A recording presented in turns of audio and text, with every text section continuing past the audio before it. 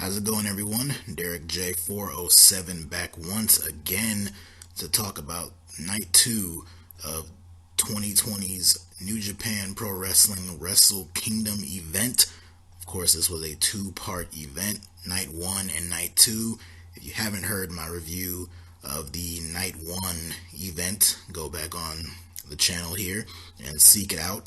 Excellent show, top to bottom, topped off with an incredible main event match between Kazuchika Okada and Kota Ibushi. Of course, that match and the last two matches on that show set up the big main event on this show, night 2, that being the crowning of the first ever New Japan double champion, where the Intercontinental champion Tetsuya Naito went one-on-one with the IWGP heavyweight champion Kazuchika Okada to crown the first ever double champion. And of course, by the end of that match, we had a winner, that being Tetsuya Naito.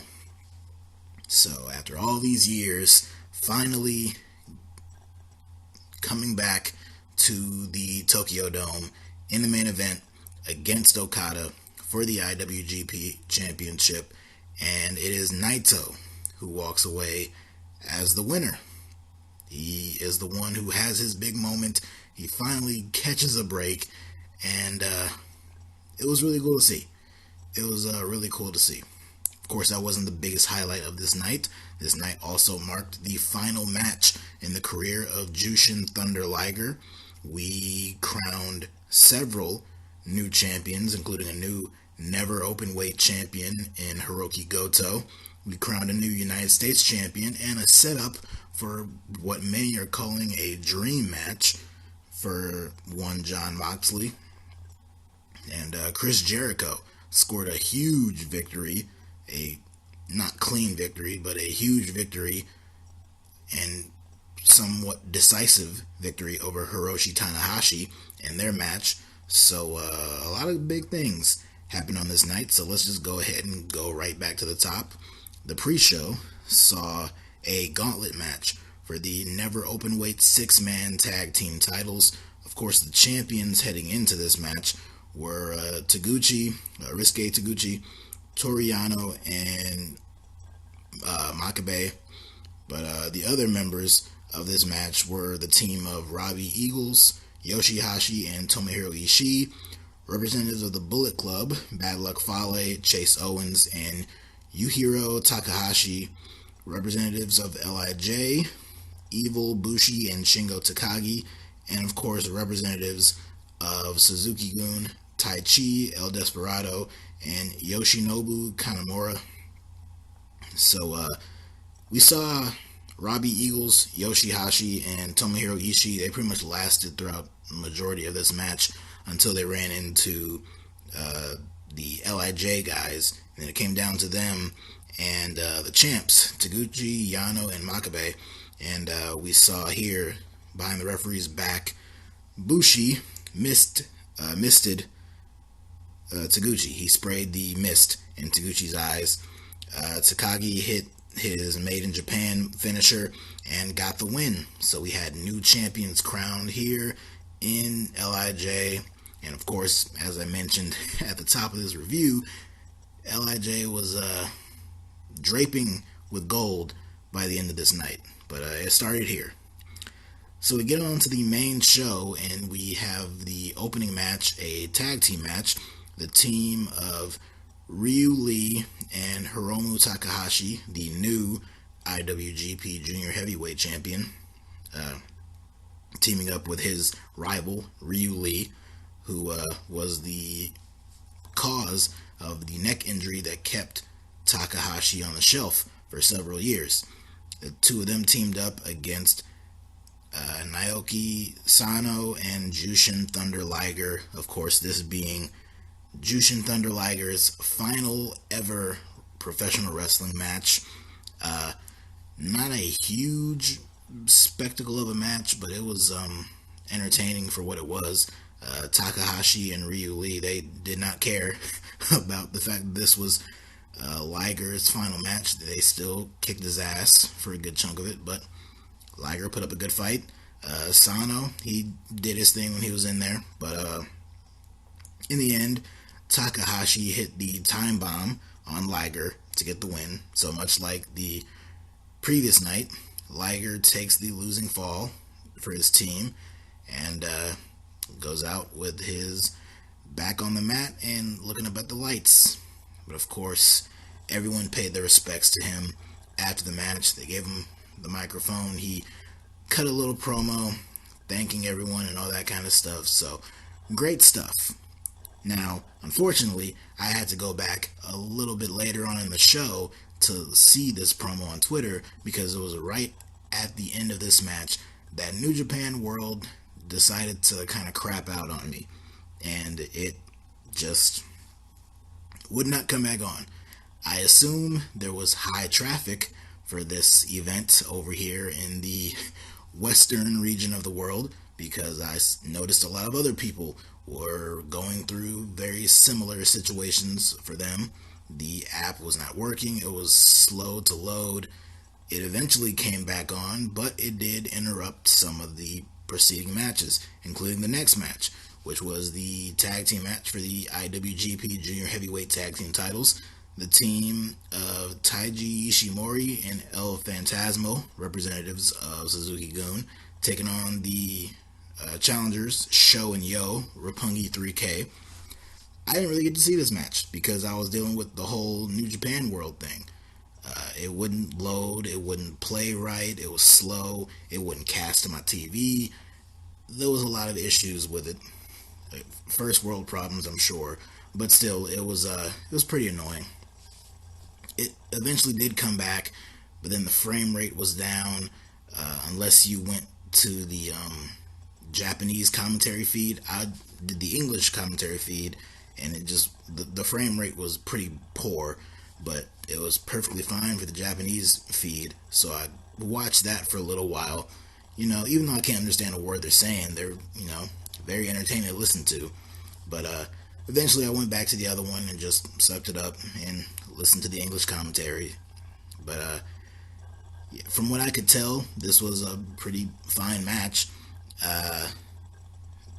There was a spot where El Phantasmo, he punched, I believe it was Sho, in the balls, but Sho was wearing a cup. I think both Sho and Yo were wearing cups, so they were able to block the nut shots. But the finish came where Sho and Yo hit their double stomp shock arrow finish and got the win, and they won the junior heavyweight tag team titles. I think this is the first time they've won those titles in the Tokyo Dome.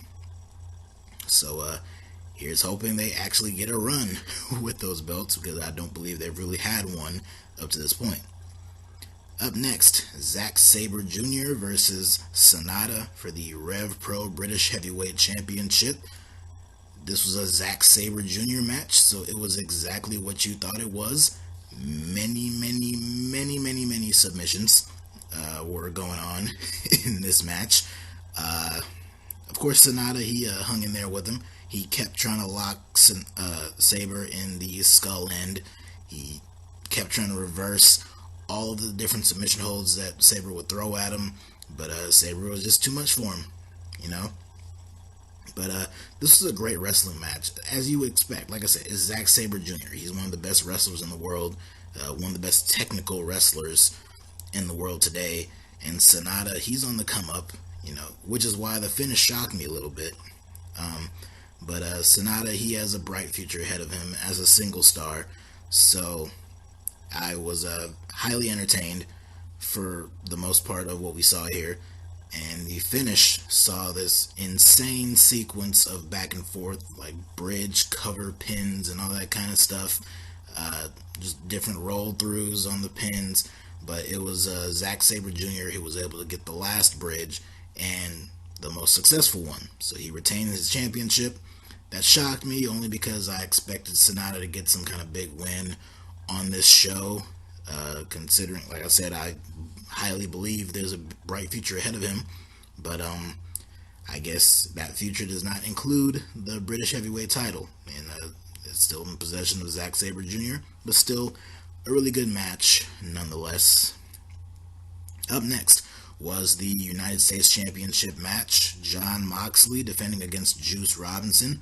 Of course, Moxley won back the U.S. title from Lance Archer the previous night in a Texas death match, and the way that was set up was the winner of that match was set to defend the championship on this night against Juice Robinson, and it worked out perfectly.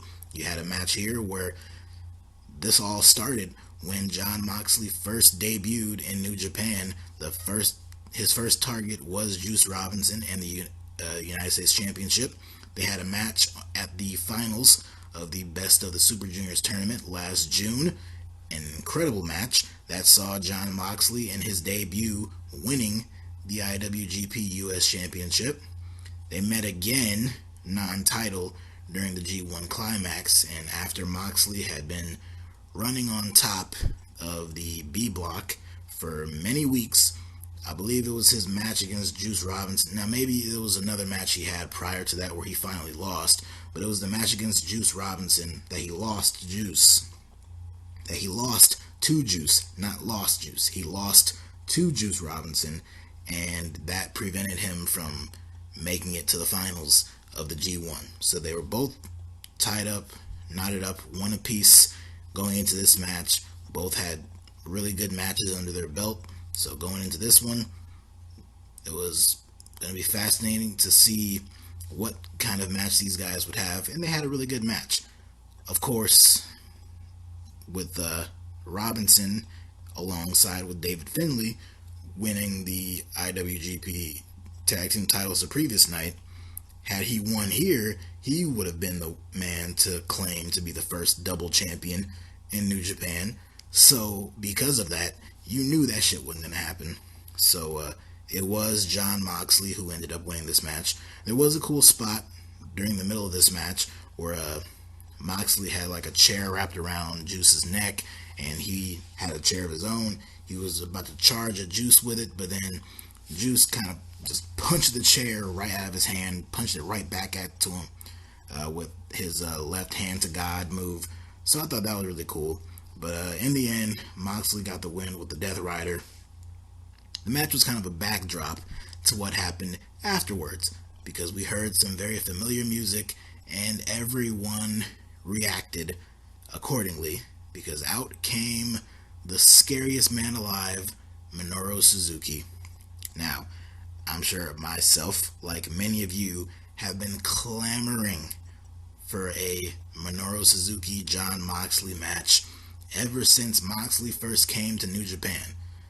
Ever since he first debuted in New Japan last year, the match that I've wanted to see him in the most was a match against Minoru Suzuki. I wanted to see it during the G1 Climax. Didn't happen. I wanted to see it at some point. I really wanted to see it at Wrestle Kingdom. I look back on that match with Lance Archer the previous night. That match should have been Jon Moxley versus Minoru Suzuki. But they clearly had other plans there. And now we see that this match is going to take place at some point. Suzuki came out in full gear. He got in the ring. He and Moxley went face to face, nose to nose. Started brawling, and it ended with Suzuki locking Moxley in a rear naked choke and then getting him up, hitting him with the Gotch style pile driver, cut a promo on him, basically telling him you ain't shit, and challenged him for his championship, and left. And that was that. Moxley eventually, gathered himself up. He stumbled away to the back, and that was that. I have no idea when we're going to get this match. I would assume if they're doing a US show, it would make sense to be the main event of that show. But the sooner we get this match, the better, because this is the match that I've been waiting for, I've been dying for. And according to my timeline, I know a lot of you are dying to see this match too. So this is going to be a good one when we get it. Hopefully there are many, many weapons involved, and there's a lot of bloodshed. And I'm just looking forward to that match. That's a match I'm really looking forward to. Up next, we had the Never Openweight Championship match. Hiroki Goto challenging Kenta for the championship here. A match that really, in a different world, should have been Kenta versus Katsuyori Shibata. But despite the little tease of something with Shibata after Kenta turned heel and the two of them brawled, he laid out Shibata. Shibata, you know, got some offense in. He got a couple of moves, but he eventually did get beaten down by the rest of the Bullet Club. And of course, never took any bumps to the head during those beatdowns. But yeah, I just don't expect him to get cleared. If he couldn't get cleared for a match like this, I just don't expect him to get cleared at all. But hey, there's always a New Year's Dash show. But based on the ending of this show, I highly doubt there's gonna go in that direction of Kenta and Shibata. It looks like there's gonna be a new direction for Kenta going forward. Despite all that, we got this match between Kenta and Hiroki Goto, and it was a good match. It started very slow. There wasn't a whole lot to it in the beginning, but this shit picked up pretty quickly, and it built up to a nice, really good last few minutes there, where shit got really stiff between these guys. Goto had some very, very stiff strikes to Kenta. At one point, it was either a forearm or a punch or whatever it was. He just knocked Kenta on his ass, and it looked brutal. It looked very brutal. Kenta gave it right back to him. He gave him the Psycho Knee, only good for a 2 count. He got him up for the GTS. He went for the GTS, but it got blocked, and Goto got him with a headbutt. Both men exchanged lariats. They would hit each other with a lariat, but they would kind of no-sell it, then slap and hit and all that kind of stuff. But eventually Goto hit one sick lariat that sent Kenta inside out. More hard slaps. He goes for the GTR, does Goto, but Kenta manages to evade that. But then Goto hits him with the GTW, gets a 2 count, but immediately gets him back up, hits him with the GTR, and gets the win. So for the 4th time, Hiroki Goto is once again the never openweight champion. He rarely ever gets any length with his title runs, so I don't see it being that special that he won. But I guess he got revenge on Kenta, so I guess that's the big deal here. Like I said, this match was good, but the real worth of this match was the last 5 minutes of it, especially the last 2 or 3 minutes of it really drove home for this match. But overall, it was okay. They had a bunch of announcements. New Japan did about a bunch of future dates, upcoming shows, and all that kind of stuff. New beginnings in Osaka. They announced the Best of the Super Juniors tournament, and of course the Dominion show coming in June. I believe it's going to be on June 16th or something like that. But what stood out the most was the announcement that the G1 Climax this year, the 30th annual G1 Climax, will take place in the fall for the first time ever. It'll take place on October 16th, 17th, and the 18th. At least those are the opening nights of it. And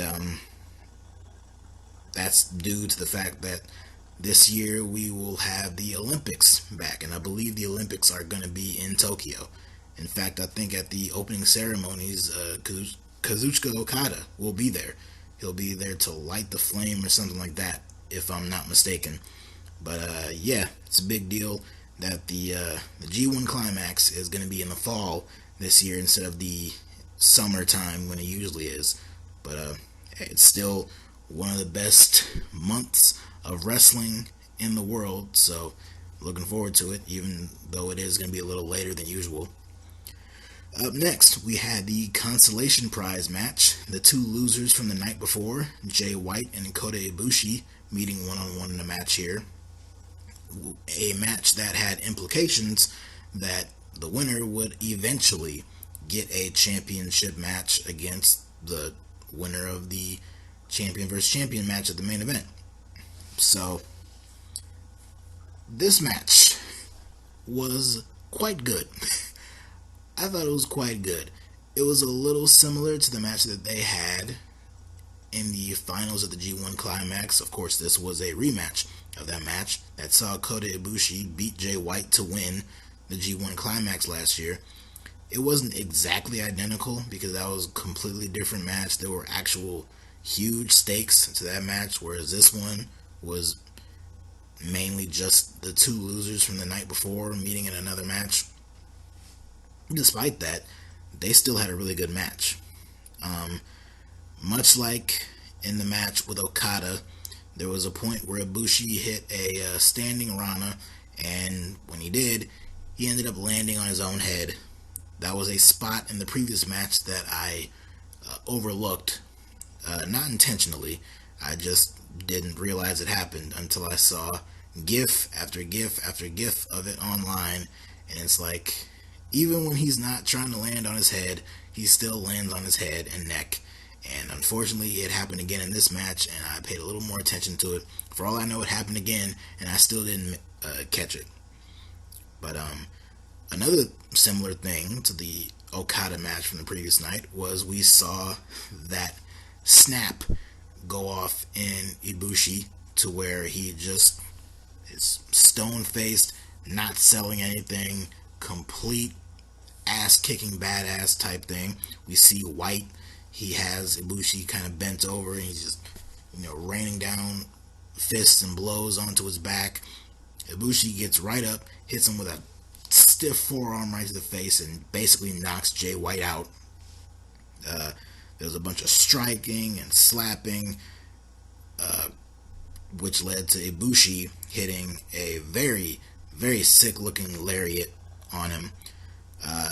Jay White, though, he recovered eventually a little bit later. Both men were on the top turnbuckle, and from the top, Jay White hit Ibushi with a Uranagi, crashing all the way down to the mat. It was a very nasty landing. You would think that it would be okay, but with Ibushi, it's never really that okay. He always manages to land very awkwardly or very brutally, and that was an example of that here. So we see the referee go down because it wouldn't be a Jay White match unless the referee went down at some point. But the referee's down, and Gedo, he immediately slides in with a chair. He uses the chair on Ibushi's back, but Ibushi no-sells it. He turns around, Gedo starts kicking him and punching him and all that kind of stuff. No selling, and Ibushi just lands one punch to his chest or gut area. Gedo goes down. So Gedo is down. Meanwhile, Jay White is laid out over there on the other side of the ring. He hits Jay White with a strong knee right to the face, lays him out with the last ride powerbomb. In position for the cover, but of course, there's no referee. So at this point, Kota Ibushi is still kind of in that trance that he has, but he kind of broke that trance to go out to the ring, or outside of the ring, to bring the referee back in. He ends up hitting Jay White with a Kamigoye knee. Referee counts the fall, but on the outside, Gedo pulls the referee out of the ring and pulls him out of the way. So, more shenanigans with Gedo. He gets in the ring. He has brass knucks. He goes to use them on Ibushi. Ibushi has his focus on Gedo, where out of nowhere comes Jay White launching a chair right into Ibushi's face. Gedo comes in, knocks him out with the brass knucks. Ibushi's down. Jay White gets him up, hits him with a straight jacket, bloody Sunday. Basically the same move that you see Finn Balor do, except it was more arms locked. So, straight jacket, bloody Sunday, lays him out with the Blade Runner, and gets the win. Not the biggest fan of all the shenanigans at the end there. All the interference, a little too clusterfuck-ish for my liking, but that comes with the territory for Jay White and New Japan, or Bullet Club matches. And this marked, I believe, the only victory for the Bullet Club all night on this show. They lost in that pre-show match. They lost all the other matches they were in throughout the rest of the night. This was the only match won by a member of the Bullet Club all night. Even though a member of the Bullet Club had the last laugh by the end of the night, as far as matches are concerned, no other Bullet Club member won their matches other than Jay White. So I don't know if that's going to be a story that they tell going forward. I don't know if they're going to address that on the New Year's Dash show that's going to be coming up tomorrow night as of this recording.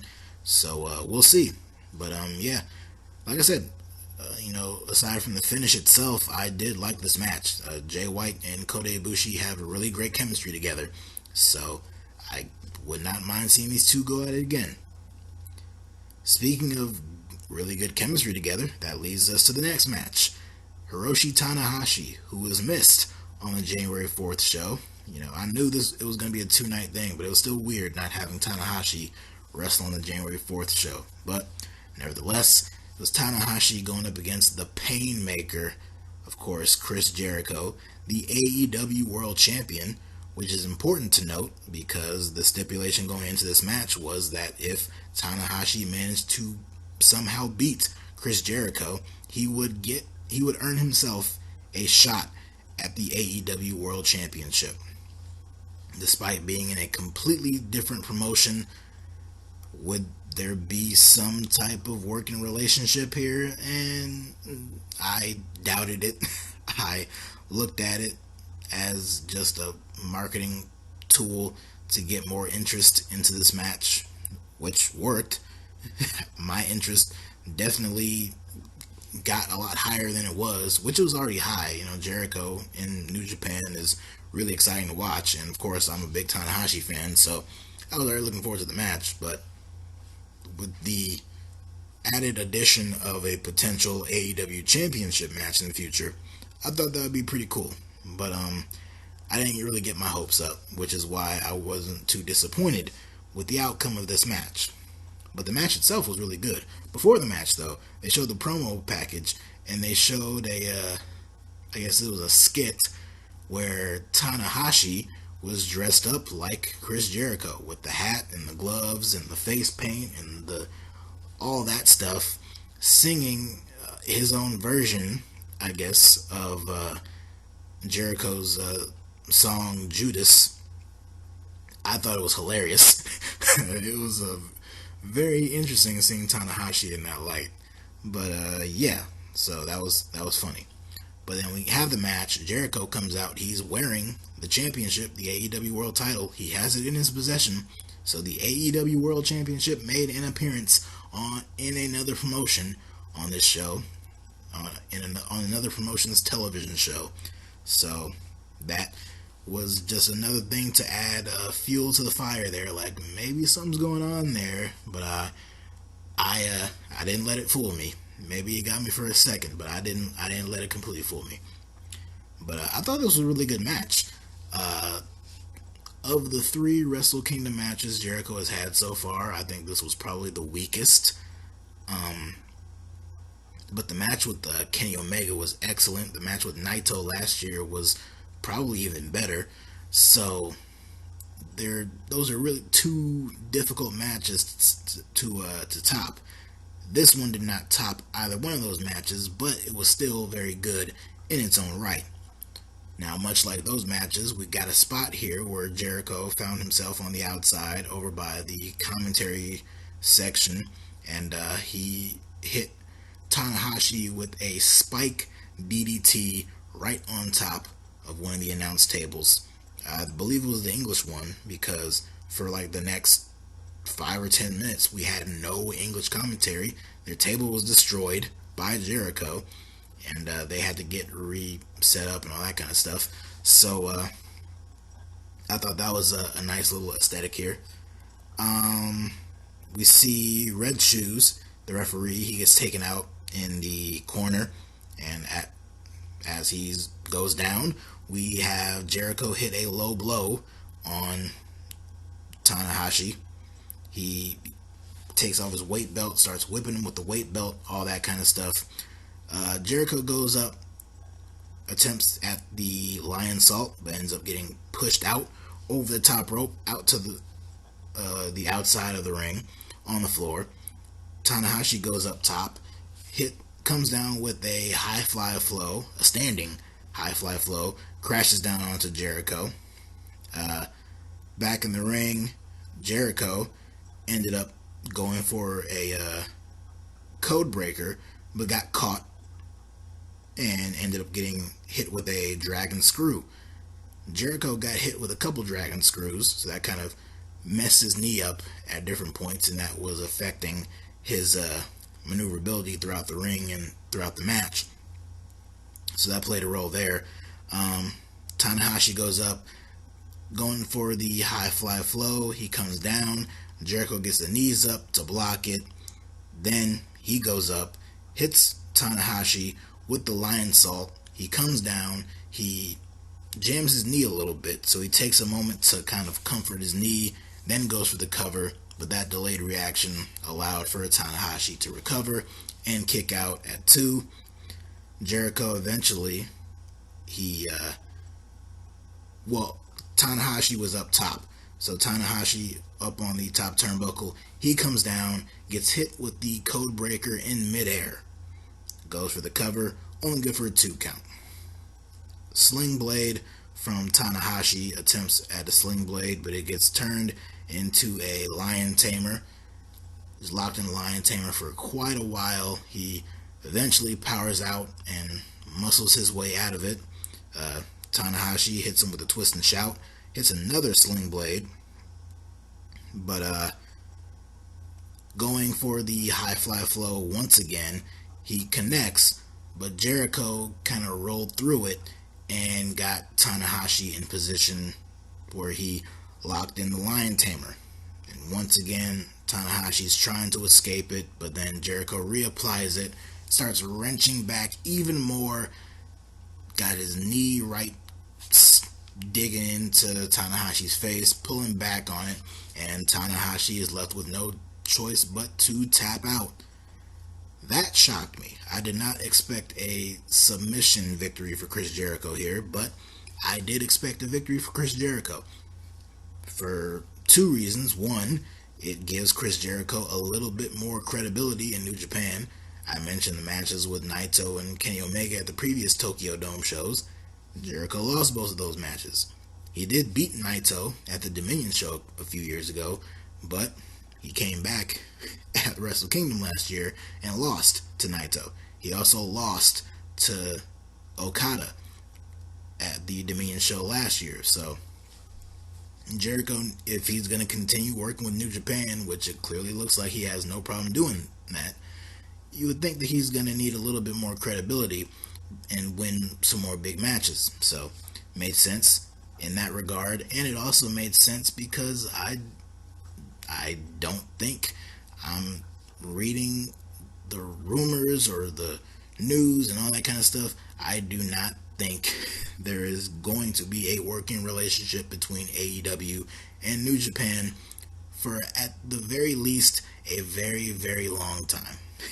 It is highly unlikely that any working relationship will ever occur between the two of them to where an AEW championship match between Chris Jericho and Hiroshi Tanahashi will ever happen. So, all of those factored in, Jericho winning was not much of a shock, but that did not detract from the good match that this actually was. Not the best, but still very good. And of course, Chris Jericho in New Japan is very entertaining, but then again, Chris Jericho anywhere is entertaining. So, good stuff for me. And then finally, the main event, the crowning of the first ever double champion in New Japan, the IWGP Intercontinental Champion Tetsuya Naito going up against the IWGP Heavyweight Champion Kazuchika Okada. A rematch of an IWGP Heavyweight Championship match from, I believe, 2 years ago at Wrestle Kingdom. And I discussed this in the review of Night 1. It was a match that many people felt was the right time for Naito to end Okada's long run as a champion at that point and finally have his moment. But it did not happen. And then ever since then, Naito's kind of floated around in the IC title level, and he hasn't really elevated beyond that. This is also a situation that occurred a couple years prior to that. These two had a match for the championship scheduled for Wrestle Kingdom, but there was a fan vote, and the match was voted against main eventing the Tokyo Dome show, and the fans rejected Naito. So there's a lot of trauma for Naito heading into this one. So you knew the story for him was redemption and finally getting his moment in the sun, and that played a role in this match. There was, there was so much that happened in this match. Of course, in the match against Jay White from the previous night, Jay White worked over Naito's surgically repaired knee, and Okada worked over that very same knee in this match. At one point, they were both on the outside, and Okada just launched Naito over the guardrail, crashing him into one of the commentary tables, knee first. And it made a very ugly sound, and it was just not a good visual there. But you gotta play to win. Naito barely beat the count of 20 back in. He got in just right before the count of 20. He gets in, and Okada goes right up to the top and comes down and hits Naito with a huge missile drop kick. Okada goes for the German suplex, but then Naito countered the Rainmaker into a tornado DDT. There was a spike poison Rana from the top rope that saw Okada land directly on the top of his head, which was terrifying. I thought I was watching a Kota Ibushi match at this point, but yeah, this was brutal. You gotta see this. Like, there was a fan cam footage or something like that of a different angle of it, and yeah, he landed right on his head. So it was very ugly. But as you would expect, there was a lot of counters of the Destino, of the Rainmaker, a lot of that stuff back and forth. A lot of counters, a lot of them hitting the move, a lot of that kind of stuff. Okada hit the Rainmaker, but when he went for it again, Naito countered it, goes for the Destino. That gets countered into a spinning tombstone, gets him back up, hits him with another Rainmaker, only good for a 2 count. Goes for the Rainmaker again after repeatedly smashing his injured knee into the mat. Okada gets Naito back up, goes for another Rainmaker, but it gets countered into a Destino, only good for a 2 count. Naito goes up top and comes off with a move that I personally have not seen him use in a long time, and that's the Stardust Press. So he comes down, hits the Stardust Press, only good for a 2 count. He gets him up, Okada, that is, he gets him back up, goes for the Destino once again. Okada almost counters it into a tombstone, but Naito manages to kind of wiggle out of it, gets him in a move where he just planted him head first into the mat, gets him up, hits one final Destino, and it is Naito, Tetsuya Naito, who walks out as the winner and the first ever double champion in New Japan Pro Wrestling. This was a great match. First of all, this was a great match. I think I liked the Kota Ibushi Okada main event from night 1 a little bit more, but this was still a great match. I'll compare this match to the match that these two had at Wrestle Kingdom 12, I believe it was. This was a much better match than that one, and they got the outcome right this time. And that was Naito beating Okada to win the championship, and in this case, becoming a double champion. After the match, before they proceeded with the crowning of the new champion, Naito gave Okada a shout out as he was being escorted out. He told him, "Let's do this again sometime," and Okada, in response, gave him the LIJ fist bump, the fist symbol. So I thought that was a cool little spot there. But yeah, Naito cut a little promo, and then the referees bestowed upon him the two championships. He celebrated, he cut another promo, and then the party was interrupted by New Japan's most hated man, Kenta. Kenta comes out, he attacks Naito, knees him right in the face, or kicks him right in the face, lays him out with the GTS, and sits over his lifeless body, holding up the two championships in a similar scene that he sat on the lifeless body of Katsuyori Shibata after he first turned heel. So, yeah, by the looks of this, it sets up Kenta as probably the first challenger for either one of these championships against Naito.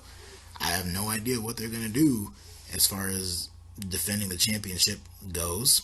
Is Naito going to defend both at the same time? Is he going to pull double duty on shows and defend one and then defend the other?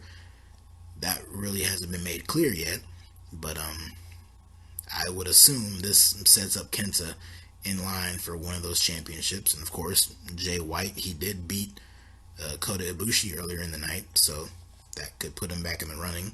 He told Okada here, let's do this again, so I assume we're going to see that match again. Kota Ibushi, I highly doubt he'll be getting any championship matches anytime soon. It'll be very interesting to see what kind of story they tell going forward with Kota Ibushi, considering the fact that he lost both nights of Wrestle Kingdom this year. That's definitely an interesting story that I will look forward to see getting played out in the future.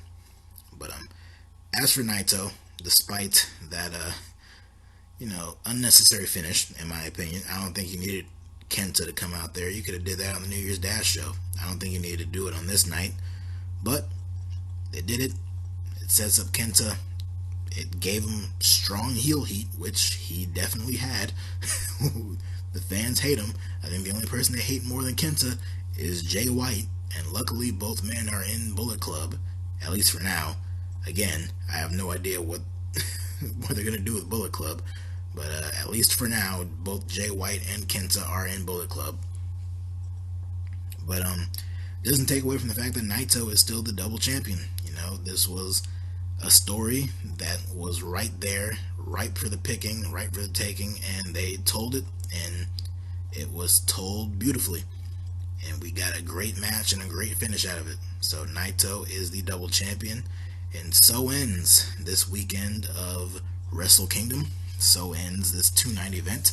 I assume it's going to happen again next year.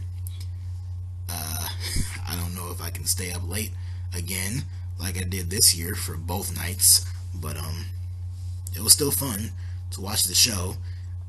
It helps that there's great matches. But yeah, really good stuff. And of course, I'm already in a good mood because the Patriots lost their game earlier in the night against the Tennessee Titans and are not going to the playoffs this year. So all good things there. That happening the same day as this show with it ending with Tetsuya Naito winning both championships. Like, how can I not be in a good mood? But yeah, that is it. That is it for me. It is a Sunday, so I am going to upload this and I am going back to sleep. And I'm going to be done for the rest of my day before I have to go to work in the morning, and then come back from work, do what I usually do when I get off work, and then watch Raw, and that's about it. So yeah, the thought of watching Raw, actually, I think I just might watch this again instead of watching Raw. To go from this New Japan and all this stuff, these 2 nights of Wrestle Kingdom, going back to that Lana Lashley bull crap on Monday Night Raw and Liv Morgan and all that garbage that ended the last show of the year. You know what? Positivity. Let's not crap on WWE because this ain't got nothing to do with them. New Japan put on 2 excellent shows back to back. I think between the 2 shows, I liked night 1 a little bit better than night 2, but they were still both incredible shows. I think the format of splitting Wrestle Kingdom into 2 nights was a success. Like I said, I don't know if this is going to be a 1 year thing or if this is going to be something they do going forward. Not sure, but in my opinion, it was pretty successful here. So we'll see if they follow up on that and do that again next year. But great show, great ending, and a great weekend of wrestling. And we probably already peaked early this year. The best show of the year already took place, and if not, then we should hopefully be in for a great year of wrestling. But that's it for me. I'm rambling at this point now, so check you guys later. Happy New Year, and I look forward to talking to you guys a little bit more. So check you guys later.